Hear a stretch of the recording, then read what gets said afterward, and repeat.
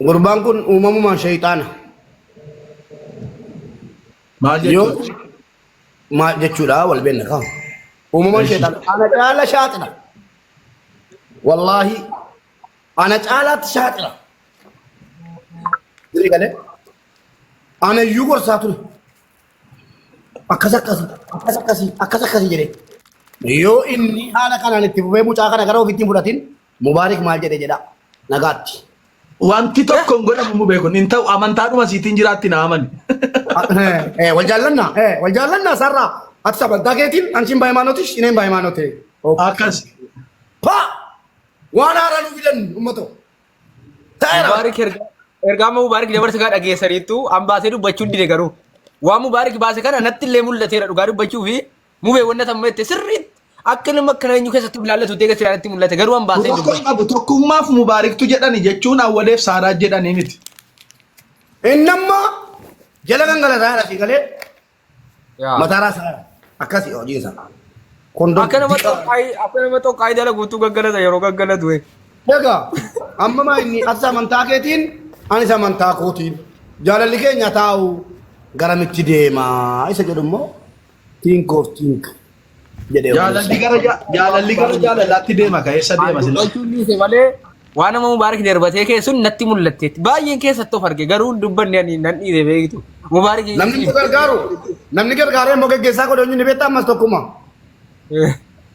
ijoolluma keenya kan islaamaatu geggeessaa godha maaliin amma mucaa dhaqanii inni silaa karaa barbaadaa irraa mucaa dhaqanii tuttuqaa jiru komentii cuftee taphataadha jirti shayxantichi maal argitee jedha galee argitee ijoollee keenya jedha cunqurfamaa deema namni gargaaree immoo geggeessu ijoollee keenya islaamaati Mubaarak maal jedhe jedha.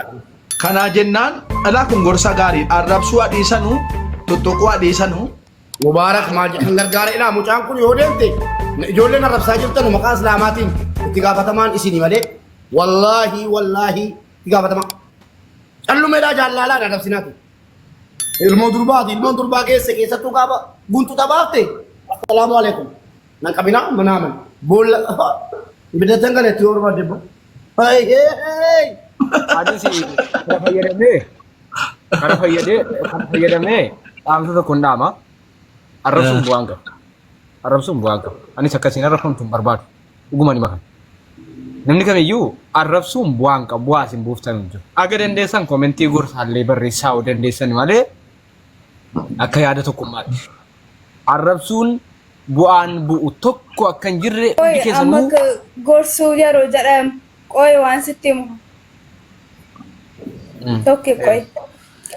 Amma angeemii taphataroo waa'ee amantiitii fi waa'ee keenya maaltu walitti fidee? Dhaggeeffadheen deemaa mi'uutii qabadha. San booda saarraa fudheen kan yeroo dhaqe koreen fala barbaaddu saarraa gadi ba'ee iyye saarraan asirratti waa tokko wannan jala mureessee itti maali beektu wallaahi saarraan anaaf mucatte malee haadha amallisii anaanaa ta'a. Amalli saarraa anaan gixximii walitti gale naaf taati naa kai uffata naa miicce oomu jedhe naa miicciti kai nyaata naa uwwisiin jedhaan naa uwwisti kai shaayii naa fidi jedhaan naa fiddi shaayii shanfaan dhugaa saarraa shaayii jennaan deeqaa keessa naa fiddi anaa na kaddamti naaf taati saarraan amma wanaa wanni siin ana miite jirtu of miidhaa jirti amma wanaas of miidhaa jirti kanaan duras of miite wama siin of miite irratti kan nu wallollo ammas kanan asirratti dubbachuu dhufeef saarraan gatii of miidhaartuufi bor immoo macarashaa isaa teessan ilaaltu macarashaa kana Mubaarak maal jedhe jettu amman dursee ka'aaf yaal qobaatti kaa'eeraafi saarraa gaafa jalqaba bismillah innee intanaan nu bilbila irraa fuudhu dhimma waleetiif irraan fuune dhaggeeffadha warri ijoolleen tokkummaa birartanuuf saarraa birartanu walee birartanu awwalee biraa dhuftanii natti danaffaatanii arrabsaa turtan bilookii argattan malee jechisiin jettaniif gochi koo tokko miti saarraani gaafan bilbila irraa fuudhu dhugaa moo sobaan gaafadha mesenjeraan viidiyoo koolii nama Itoophiyaa jirutti dubbattee sa'aatii tokkoof daqiiqaa 40 wayi noo yoo siin jette arragaa wajjin haasoftee jennaan tokko amaanaa gara meeqaan narka jirta maaliif isaarraa ati ijoolleedha ni bareedda joonjiin kun isaa baay'atti dawwala abbo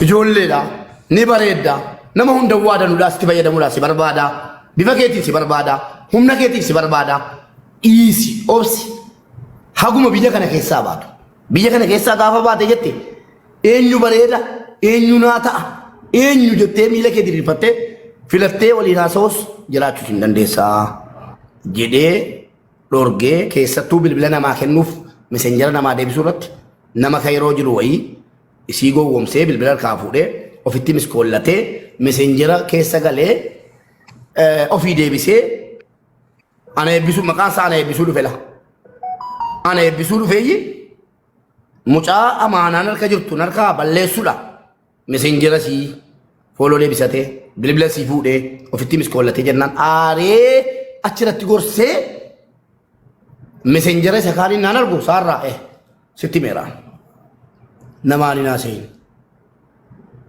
hin haasa'in siin jedhe inumaayyuu immoo ana bira teessee viidiyoo kool yeroo dubbattu yoo maanoo si tussiisan dhaggeeffadhaa yoo maanoo si tussiisan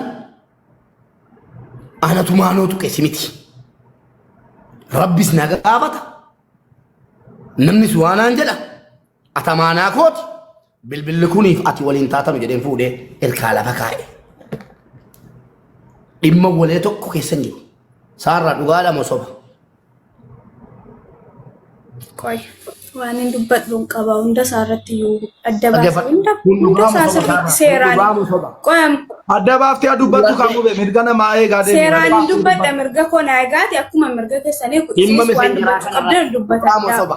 dhimma meseenjaraa kana irratti dhugaa moo soba dhugaa yookaan soba sammaa ani ijoollee biyyaatiin hin dubbataa ture dhugaadha sammaa ati kalas fitadhee kee waan barbaadde deeqiidhaa sa'aatii lama si eegaa achuma ananiyyi dhimma waleetii waliin laallatu irraa fuudhee bilbilicha jechuudha saarraa ati waa'ee miidiyaa kana siin galle namni suuraa nama kaafata nama waraabbata saa halkan keessaa sa'aatii torbatti amma sa'aatii saddeetii walakkaatti waan ati nyaasofte hin beeku bilbila kee fuudheera. Elaa jecha hamaana warri asalatti nama hin taane nama gochuu cinqamtanu ani hunda isaa yoo adda baasee hin dubbadha nama hin taane qofa nama gochuu cinqamaa hundinuu yoo abbaa qabaa ishii. Komentii cufadhu miidiyaan si maraacha kanaaf asii jibbe isaarra. No isan maaqoo isittani maamu. Walumaa galatti Ani kun qoyi gaa saarra fixee Saara Mubaarika fixatu qoyi. Booda halkan walakkaatti naasofte narafiftee kaate kun hin ta'u namni abaaramaadha keessattuu si Afrikaan gaachuu ennaan dhiirrii wanti isin goone hin jiru jedheetanii bilbicha kaa fuudhee lafa kaa'e akkam beekutti akka rabbiin argutti malee tarii awwaleedhaan waan itti bameen beeku sababii ati kiristaana taate irraa fuudhame jedhamuun mala maal jedhamuun mala guyyaa tokko yoo ati wannan jedhu maal beektu dhimma waleerratti duris erga inni kiristaana ta'es mirga keeti waan ati barbaadu irrattan si wajjin dhaabadha waan ati barbaadu Tibil maa jira obsi Saara hin dubbatta obsati axumuratu. walumaa galatti waa'ee awwaleerratti saarra awwaleen obboleessa kooti yeroo manni islaaminaa keessa jiru jiru awwaleen obboleessa kooti siin ta'u taanaan bakka feetetti isintu walii gale isintu xumure garuu akka nama tokkootti immoo akka amaanaan harka jirtutti bakka awwaleen hin fedhu jettetti dirqamaan tisiisa akkasirraa kaasuu hin dandeenye kana sammuu keetti qabadhuu jiraadhu. Ammatti barbaaddetti immoo mirga keeti jaalala gidduu hin galu gaafati immoo hin barbaadu jette immoo anatu mirga keessii qabachiisa awwalee wajjin gatii obboleessa kotee jennaan tolaanis lolaanis jedheen itti hima malee tasaan dhimma jalaatti galee beeku har'as hin galle kaleessas hin galle boruullee hin galu nan laallatu waa'ee jaalala. wanta ammas ni galuu qabu ani ni xumura. ani waa'ee jaalalaatii fi qoy saarraa ni xumura. Xumura immoo Saarraan Koi jedhee. maaf ajandaa namatti barbaadu jedhe ana ajandaadhuma maaf namatti barbaadu an geemii wajjin Saarra. taphataara kalas Amma waa'ee walitti an bakka of danda'e kun ammala koi wanta awwaleen naan geemii hamaa nama gochuudhaan cinqamnaa ani nagaa kootiin kunoo wanta na barbaachisu godhadhee oole mana koi isa ana amma mana keenya jiru si arrabsuu hin danda'anu si arrabsuu hin danda'an amma nama ana obboleettii isaan jiru garuu ana ofii fanni of ta'ee jiraataan malee wanta waa'ee zimmedhanii bakka biraataan nama yeroo namni hin beeku waan anaaf si beenu sana namni hin beeku innaan mana kee seenu mu beennu feera jedhan inuma iyyuu sirraa buusuun nufi anu ummata kana ummata yeroo nan dhufee mana kee galee jedhu mu beennu feera jedhu irraa buusuun nufi iyyuu irraa bu'aa harraa kaasaati mu been galchu saarraa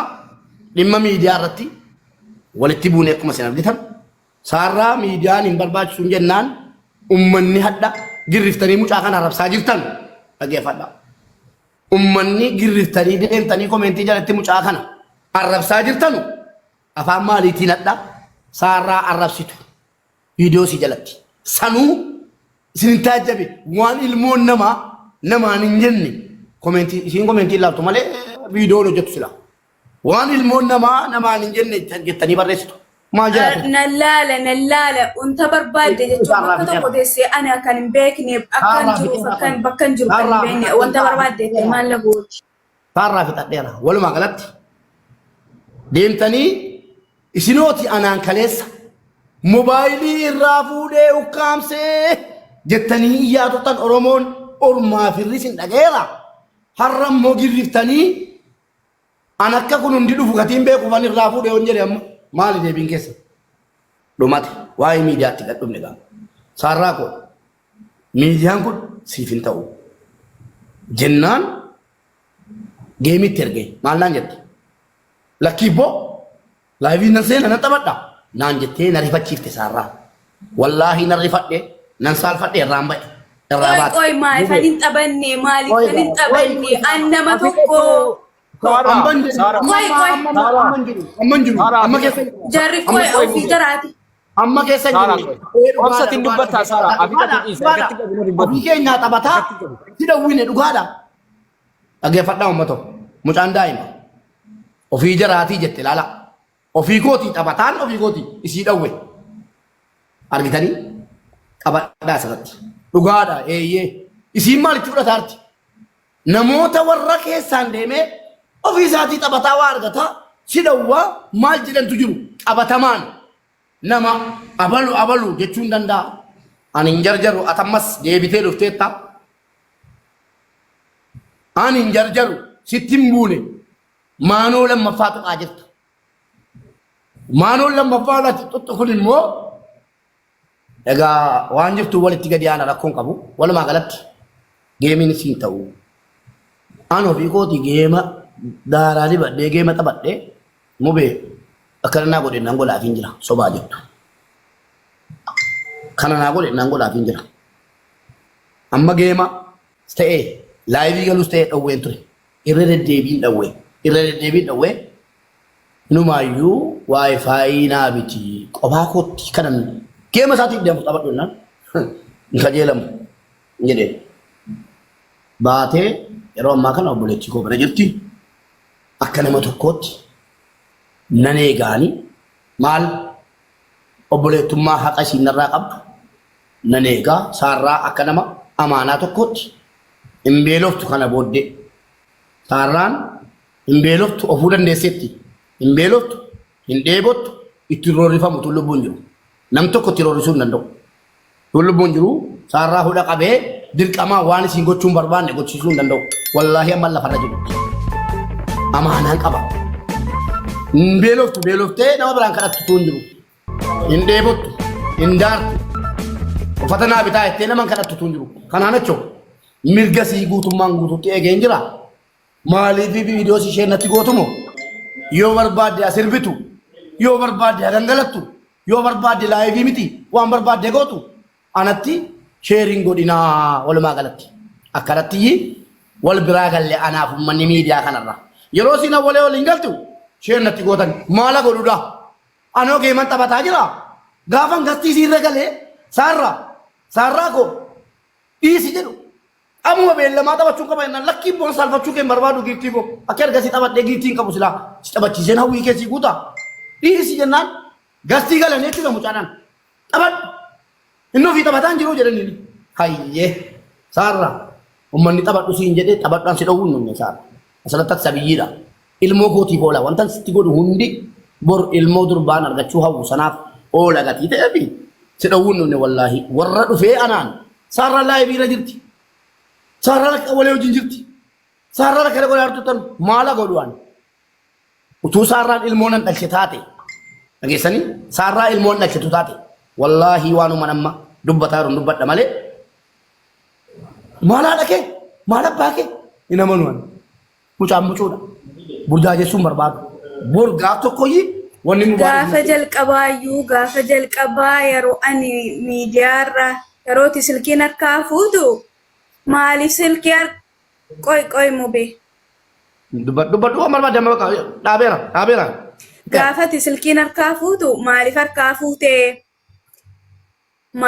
fuutee silkii maaliif harkaa fuutee maalii jettaniitu inni ani awwalee wajjin taphadhu inni an maal jedhu immoo jireenya dhuunfaa kootiiti isinin galchu tokkoffaa isa kana isinin galchu isa mobaayilii harkaa fuuchuu maal jechuu immoo an ofii kooti of danda'een jiraataara mana mubeen jiru an kilaasii tokko namni jara saadaa biraa of danda'een of ta'ee jiraataara kanaafuu ennaan wanti isin galchu hin jiru jireenya mataa kootii keessa. Saarru ko yoo ingode yoo rabbi jedhe yoo ingode yoo jedhe immoo beenu feere jedhanu illaalinachi ani yoon qabaadhe sappoortii si godhaa akka nama tokkootti yoon dhabe ijaanan si ilaalaa yeroon dhufe gastii nan galchitu iyyuu an taphachuun dhufa saarru ko ormaa bira iyyuu nan naqa atamaanaa kooti an kana booddee oti miidiyaa lala fakkaa'uti paantii uffattee dhufte yaasoo jette ani naasoo warabbal arrabni koo jedhamu sittiin horii ushee nan sodaatin giiftii ko maaf tasaa akka maaf an diina siin ta'an oromoonoo Jemi taphataa raawwii isaatii farankaa guurrataa jira qabadhu siin jedha miti qabadhu namoonni mucaa kana geematti jabeessitan eenyuun akka taate maqaa keen beekaan wanni saaraan kanaan dura banattee jirtu kun an harkaa jira kanaan dura amma garuu harkaan jiru kana booddeen harkaan jiru wannan takka taatalee mataa kufadhu jiru namoonni fa'aa oliitti hojjetaa jirtan namichi sun si beekaan namichi suuraa kaaftee faa mucaatti deemu caasa biyyitti waa meeqa gootu sun narka jira eessa abbaa keetiyyuu narkaan nattu gaafa rakkootiif lafa kaadde warri mucaa kana geematti jabeessitan mubaarak taphataa jira taphadhu jettan akkasiin miidiyaarra baatee akkana taatu akkasiin maatu hin galchi maalin ta'e ani sanna dhibee man jecha tamma jedhaartu wanta na dhibee haarraa akka nama si jaallatutti jecha tamma fayyadamte maatu hin galchi ummataan jette wallahi ummatan galcha waa'een keeti bareechee ummata galcha yoo galche maafanin taphanne taphachuu koo maafiyyee akka nama jireenya koo beeku ilmoo keessanii isiniif haa ta'u wannan jedhu akka nama gubate tokkootti ilmoo keessanii isiniif haa ta'u warri mucaana jallisaarta inafu immoo harri duniyaadha boraa kiraadha du'aaf teenya yoo ilmoo qabaanne ilmoo argachuun kennu akkati saarraadha hawwite rabbi ilmoo keetiisiif hawwi kanan siin jedha ishii kanan si warri immoo keessattuu ijoollee keenya gadi baatanii silkiin kennamuu malee Oromoo nutti birmadhaa